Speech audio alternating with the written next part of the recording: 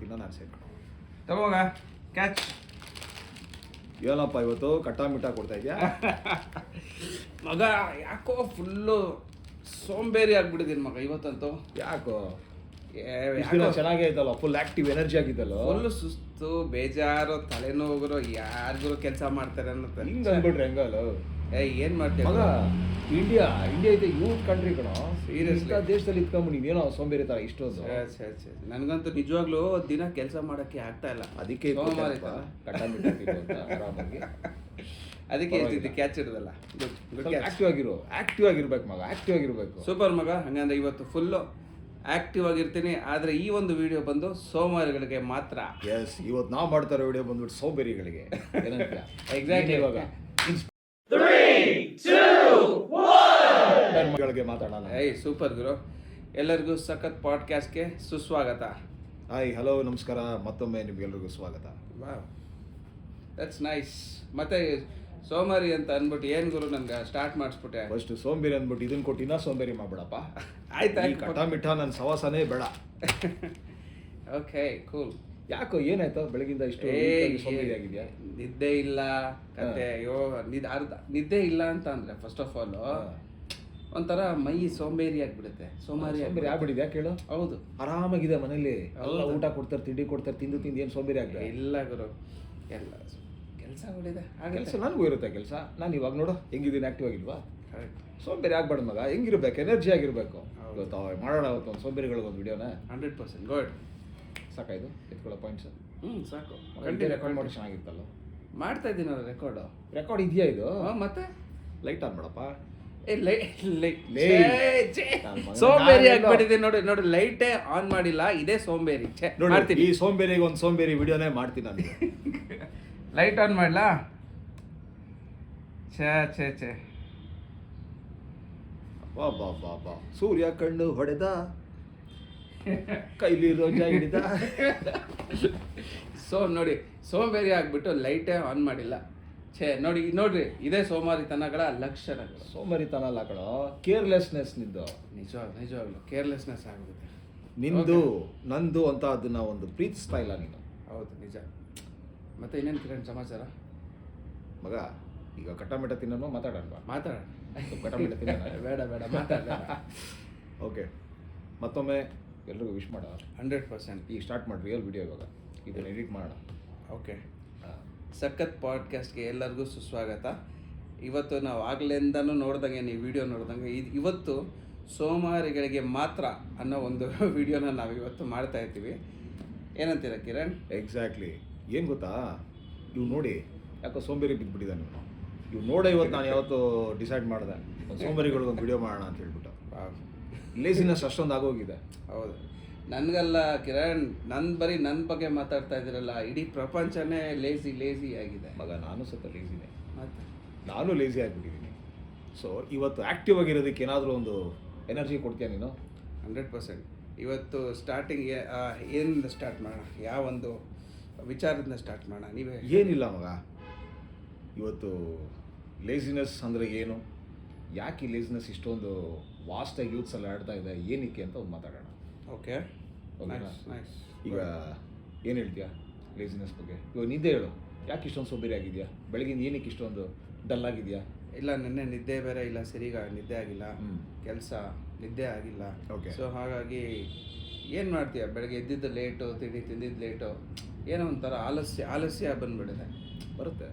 ಆಲಸ್ಯ ಬರುತ್ತೆ. ಎಲ್ಲ ಟೈಮ್ ಹಂಗೆ ಇರೋಕ್ಕಾಗಲ್ವಲ್ಲ. ಹೌದು. ನೋಡಿ, ಆ್ಯಕ್ಚುಲಿ ವಿಡಿಯೋ ಸ್ಟಾರ್ಟಿಂಗಲ್ಲಿ ಲೈಟೇ ಆನ್ ಮಾಡಿರಲಿಲ್ಲ. ಲೈಟ್ ಆನ್ ಮಾಡ, ಅದು ಆಲಸ್ಯ ಅಲ್ಲ, ಅದು ನೆಗ್ಲಿಜೆನ್ಸಿ. ಅದು ಒಂಥರ ಆಲಸ್ಯನೇ. ಅದು ಒಂಥರ ಆಲಸ್ಯನೇ. ಎಕ್ಸಾಕ್ಟ್ಲಿ. ನೆಗ್ಲಿಜೆನ್ಸ್ ಸುಮ್ಮನೆ ಎಲ್ಲ ಬರಲ್ಲ. ಕರೆಕ್ಟ್ ಮಗ, ಎಕ್ಸಾಕ್ಟ್ಲಿ.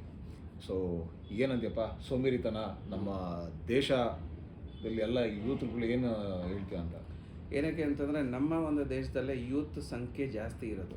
ಕರೆಕ್ಟ್. ಯೂತ್ ಸಂಖ್ಯೆ ಜಾಸ್ತಿ ಇರೋದೇ ನಮ್ಮ ಭಾರತ ದೇಶದಲ್ಲಿ. ಬೇರೆ ದೇಶದಲ್ಲೆಲ್ಲ ಕಂಪೇರ್ ಮಾಡಿದ್ರೆ ಯೂತ್ ರೇಷಿಯೋ ಬಂದು ಇಂಡಿಯಾಲೇ ನಮಗೆ ಜಾಸ್ತಿ ಇರೋದು. ಸೂಪರ್ ಮಗ, ಒಳ್ಳೆ ಪಾಯಿಂಟ್ ಹೇಳ್ಬಿಟ್ಟ ನಾವು ವೀಕ್ಷಕರಿಗೆ. ಯುಟಿಲೈಸ್ ಮಾಡ್ಕೋಬೇಕಲ್ಲ ವ್ಯೂವರ್ಸ್. ಇದು ತಿಳ್ಕೊಳ್ಳಿ, ಇಡೀ ಜಗತ್ತಲ್ಲೇ ನಮ್ಮ ಇಂಡಿಯಾದಲ್ಲಿರೋಷ್ಟು ಯೂತ್ಸು ಯಾವ ದೇಶದಲ್ಲೂ ಇಲ್ಲ. ಹೌದು. ಯೂತ್ಸ್ ಅಷ್ಟೇ ಅಲ್ಲ, ನಮ್ಮ ಯೂತ್ಸ್ಗೆ ಇರೋಷ್ಟು ಸ್ಕಿಲ್ಲು, ನಮ್ಮ ಯೂತ್ಸ್ನ ಯುಟಿಲೈಸ್ ಮಾಡ್ಕೊಳ್ತಿರೋ ದೇಶ ಯಾವುದಾದ್ರೂ ಇದೆ, ಅದು ಇಂಡಿಯಾ ಮಾತ್ರ. ಎಕ್ಸಾಕ್ಟ್ಲಿ.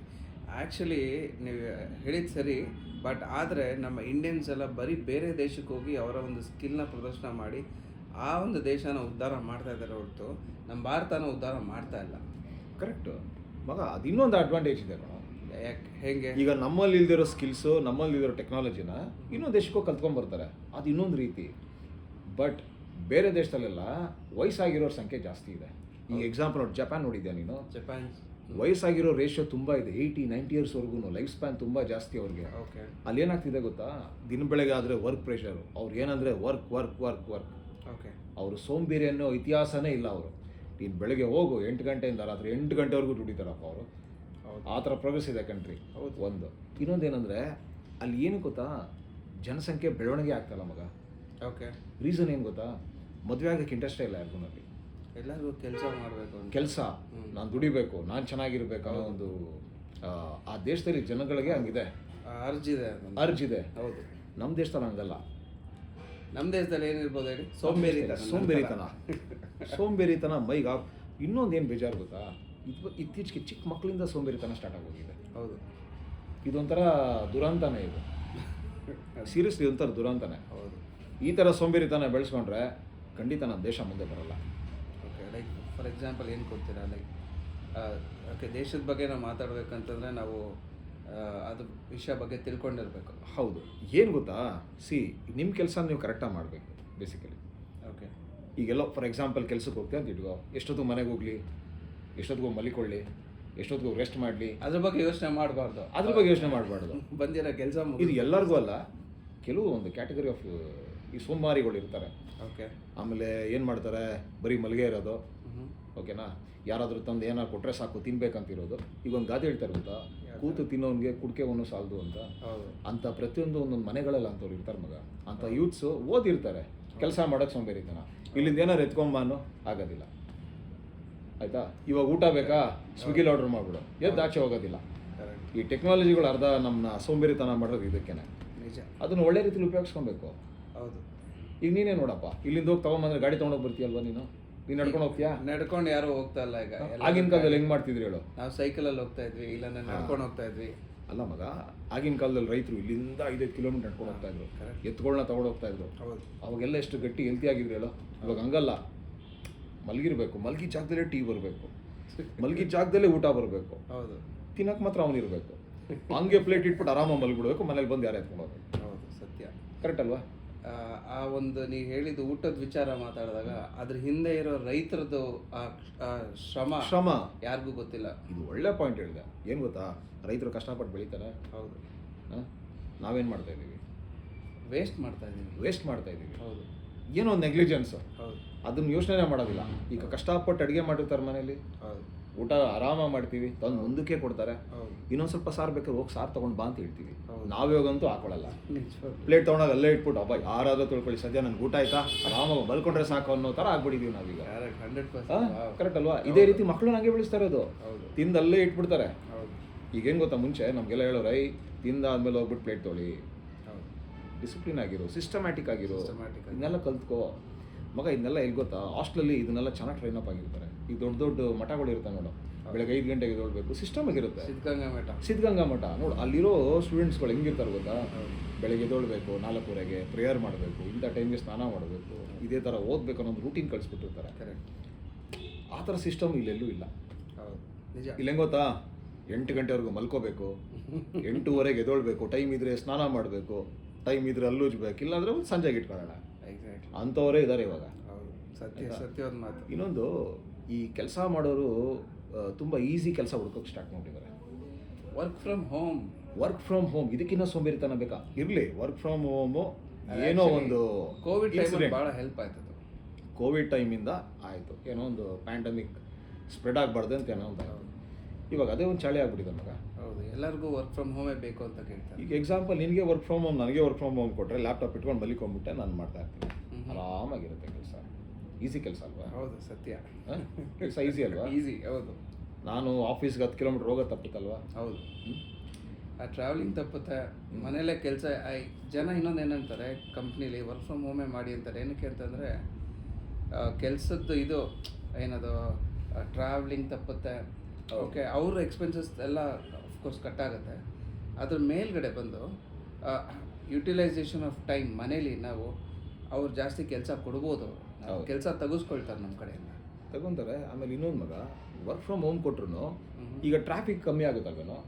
ಟ್ರಾಫಿಕ್ ಕಮ್ಮಿ ಆಗುತ್ತೆ. ಎಷ್ಟು ಅದೊಂದು ರೀತಿ ಒಳ್ಳೇದೇ ಅಲ್ವಾ, ಎಷ್ಟು ವೆಹಿಕಲ್ ಮಟ್ಟ ಯೂಸ್ ಆಗಲ್ಲ ಜಾಸ್ತಿ. ಯಾರು ಮಟ್ಟ ಕಮ್ಮಿ ಆಗಿದೆ? ಏನೊಂದು 1% ನಮ್ದು ಇವತ್ತೊಂದು ಕಡೆ ಕಾಂಟ್ರಿಬ್ಯೂಷನ್ ಅಲ್ವಾ. ಇವತ್ತು ನಾನು ಟ್ರಾಫಿಕ್ಗೆ ಹೋಗ್ತಾ ಇರೋದನ್ನ ಅವಾಯ್ಡ್ ಮಾಡಿದ್ದೀನಿ ಅಂತ ನನ್ನ ಕಡೆ ಒಂದು ಕಾಂಟ್ರಿಬ್ಯೂಷನ್, ಆ ಪ್ರಾಬ್ಲಮ್ ಆಗದೆ ಇರೋದಕ್ಕೆ ನನ್ನ ಕಡೆ ಒಂದು ಕಾಂಟ್ರಿಬ್ಯೂಷನ್. ಆ ಥರ ಒಂದು ಎಕ್ಸಾಂಪಲ್ ತೊಗೊಬೋದು. ಸತ್ಯ, ಹೌದು, ಕರೆಕ್ಟ್ ಅಲ್ವಾ. ಇನ್ನೊಂದೇನು ಗೊತ್ತಾ, ಈ ಸೋಂಬೇರಿತನದಿಂದ ಪ್ರೊಕ್ರಾಸ್ಟಿನೇಷನ್ ಜಾಸ್ತಿ ಆಗಿದೆ.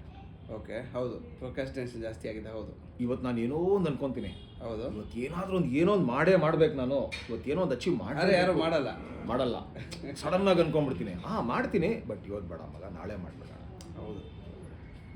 ಇನ್ನೊಂದು ಏನಂತಾರೆ ಗೊತ್ತಾ, ಜಾಸ್ತಿ reason. C, failure people will always give a reason, successful people will not give any reasons. ಅವ್ರ ರೀಸನ್ಸೇ ಇಲ್ಲ. ಹೌದು ಗೊತ್ತಾ, ಯಾರು ಡೆಡಿಕೇಟೆಡ್ ಆಗಿರ್ತಾರೆ ವರ್ಲ್ಡ್ ರೆಸ್ಪೆಕ್ಟ್ ದೆಮ್.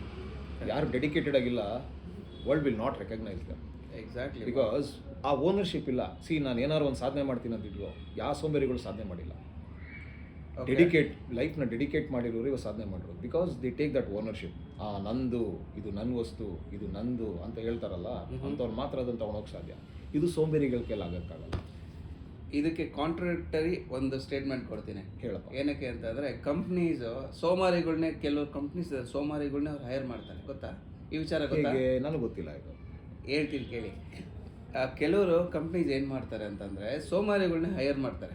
ಹೌದು. ಯಾಕೆ ಅಂತಂದರೆ, ಈಗ ಯಾವ್ದಾರ ಒಂದು ಕೆಲಸ ನೀವು ಮಾಡಬೇಕಂತಂದರೆ there is a lot of ಅದೊಂದು ಪ್ರೊಸೀಜರ್ ಇರುತ್ತೆ.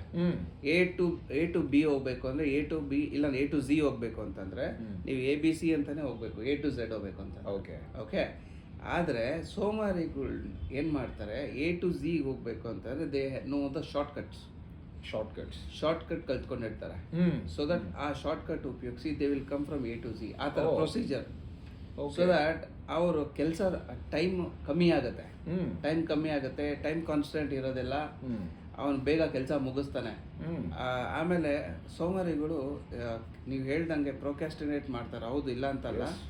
ಅದ್ರ ಜೊತೆಗೆ ಇನ್ನೊಂದು ಏನು ಮಾಡ್ತಾರೆ ಅಂತಂದರೆ ಶಾರ್ಟ್ ಕಟ್ಸ್ನ ಕಂಡುಹಿಡಿತಾರೆ. ಓಕೆ, ಶಾರ್ಟ್ ಕಟ್ಸ್ನ ಯಾವ್ದಾರ ಕೆಲಸನ ಬೇಗ ಮಾಡೋಕ್ಕೆ ಟಕ್ಕಂತ ಮುಗಿಸ್ಬೇಕು ಅಂತ, ಅದೊಂದು ಪಾಸಿಟಿವ್ ಪಾಯಿಂಟ್ ಇದೆ. ಅದ್ರ ಬಗ್ಗೆ ಮಾತಾಡಬೇಕು ಅಂತ, ಈ ಥರ ಮಾತಾಡಬೇಕು ಅಂದರೆ there is a positive point there also. It doesn't mean that ನಾವು ಸೋಮಾರಿಗಳು ಆಗಬೇಕು ಅಂತ ಅಲ್ಲ. That is one kind of a strategy. ಹೌದು, ನಾನು ಲೈಫ್ ಸ್ಟೈಲಲ್ಲೇ ಸೋಮಾರಿಗಳು ತುಂಬ ಇದ್ದಾರೆ. ಅವ್ರು ಏನು ಅಚೀವ್ ಮಾಡೋಕ್ಕಾಗಲ್ಲ. ಅದು I can go for it. C, life ಸ್ಟೈಲಲ್ಲಿ ನೀನೇನಾರು ಅನ್ಕೊಳ್ಳೋರೆ ಪ್ರೊಕ್ರಾಸ್ಟಿನೇಷನ್ ಮಾಡ್ಕೊಂಡ್ಬರ್ತಾರೆ. ಇವಾಗ ಒಂದು ಎಕ್ಸಾಂಪಲ್ ತಗೊಳಪ್ಪ. ಇವತ್ತು ನಾನು ಎಲ್ಲೋ ಹೋಗ್ತೀನಿ ಅಂತ ಇಟ್ಕೊಂಡ್ರೆ ಏನೋ ಒಂದು ಮಾಡ್ಬೇಕಂತ ಇರ್ತೀನಿ ಅನ್ಕೊ. ಏನು ಬೇಡ, ವೆರಿ ಸಿಂಪಲ್. ನ್ಯೂ ಇಯರ್ ದಿನ ನಾನು ಏನೋ ಒಂದು ರೆಸಲ್ಯೂಷನ್ ಮಾಡ್ಕೊಂಡ್ಬಿಡ್ತೀನಿ. ಸೂಪರ್, ಈ ದಿನ ಹಿಂಗೆ ಮಾಡ್ತೀನಿ, ಇವತ್ತು ಹಿಂಗೆ ಮಾಡೇ ಮಾಡ್ತೀನಿ.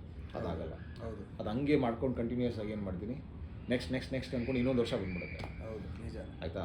ಅಚೀವರ್ಸು ಯಾವತ್ತೂ ಸೋಂಬೇರಿತನವಾಗಿ ಇದ್ದದ್ದೇ ಇಲ್ಲ ಮಗ. ನಿಜ. ಈಗ ಅಣ್ಣವ್ರು ಒಂದು ಹಾಡು ಹೇಳಿಲ್ವಾ, ಆಗದು ಎಂದು ಕೈ ಕಟ್ಟಿ ಕುಳಿತರೆ ಸಾಗದ ಕೆಲಸವು ಮುಂದೆ ಅಂತ. ಅದಕ್ಕಿಂತ ಬೇಕಾ? ನಾನು ಹೇಳ್ತೀನಿ ಕೇಳು. ಈ ಸಾಂಗು ಭೂಮಿ ಇರೋವರೆಗೂ ಇದು ಮಾತ್ರ ಒಂದು ಮಾಡೆಲ್ ಸಾಂಗು.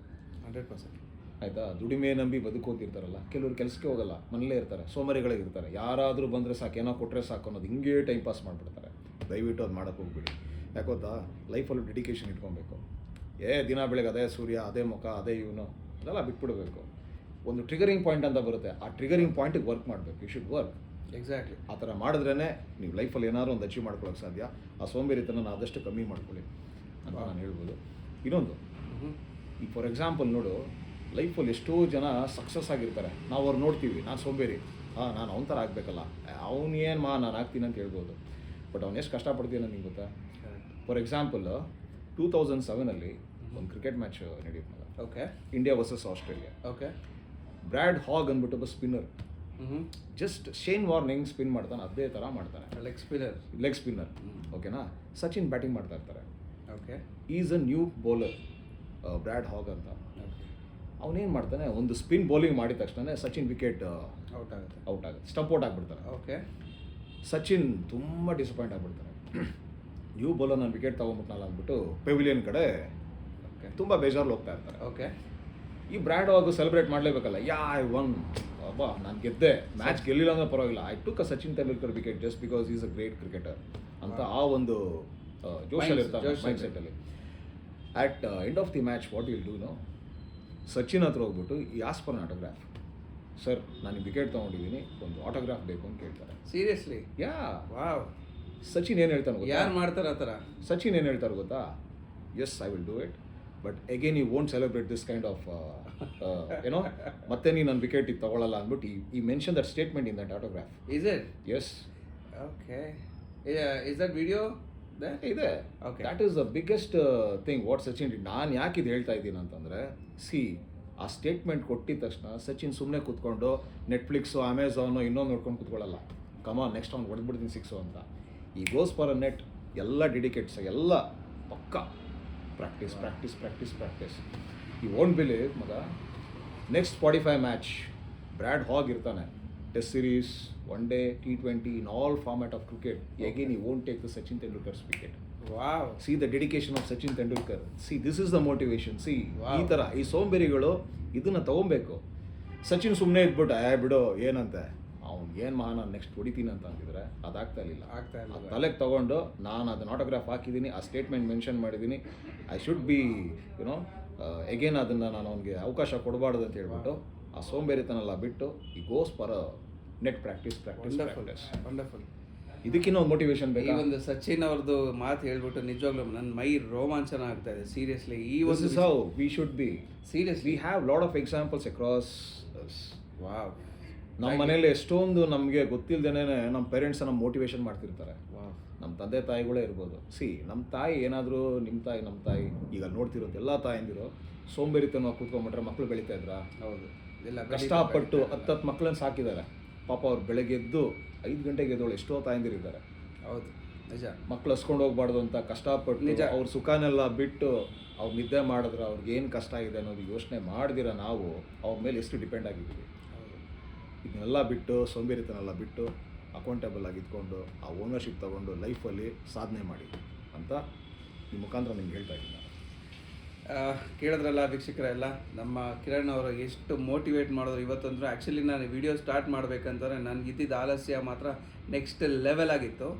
ಆದರೆ ಇವಾಗ ನಾನು ಆ ಒಂದು ಸಚಿನ್ ಅವ್ರದ್ದು ಮಾತು ಕೇಳಿ, ಸಚಿನ್ ಅವ್ರ ಬಗ್ಗೆ ಮಾತು ಕೇಳಿ ನಾನು ಎಷ್ಟು ಮೋಟಿವೇಟ್ ಆಗಿದ್ದೀನಿ ಅಂತಂದರೆ ನನ್ನ ವಾಯ್ಸೇ ರೈಸ್ ಆಗ್ತಾ ಇದೆ. ಆವಾಗಲೇ ನನ್ನ ವಾಯ್ಸ್ ಎಷ್ಟು ಡೌನ್ ಆಗಿತ್ತು, ಇವಾಗ ನನ್ನ ವಾಯ್ಸ್ ಯಾವ ರೇಂಜಲ್ಲಿದೆ.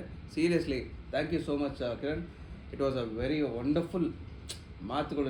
ನಿಮ್ಮದು ಮಾತುಗಳು ತುಂಬ ಚೆನ್ನಾಗಿತ್ತು ಇವತ್ತು. Actually thank you so much. ಇದಕ್ಕಿಂತ ಇನ್ನೇನು ಮೋಟಿವೇಶನ್ ಬೇಡ. ವಾವ್. ದಯವಿಟ್ಟು ಇದನ್ನ ಒಂದು ಮೋಟಿವೇಶನ್ ತಗೊಳ್ಳಿ. ನಿಮ್ಮ ಸುತ್ತಮುತ್ತಲೇ ಇಂಥ ಸುಮಾರು ನಡೆಯುತ್ತೆ. ಯಾವತ್ತೂ ಸೋಂಬೇರಿತನವಾಗಿರಬೇಡಿ. Health is wealth. ಸೋಂಬೇರಿಯಾಗಿ ಇದ್ಕೊಂಡು ಲೈಫ್ನ ಸ್ಪಾಯ್ಲ್ ಮಾಡ್ಕೊಂಬಿಡಿ. ನಮ್ಮ ಇಂಡಿಯಾಗೆ ಏನಾದರೂ ಒಂದು ಕಾಂಟ್ರಿಬ್ಯೂಷನ್ ಕೊಡಿ ಅಂತ ಹೇಳ್ತಾ ಈ ವಿಡಿಯೋನ ಮುಗಿಸ್ತಾ ಇದ್ದೀವಿ. Thank you very much.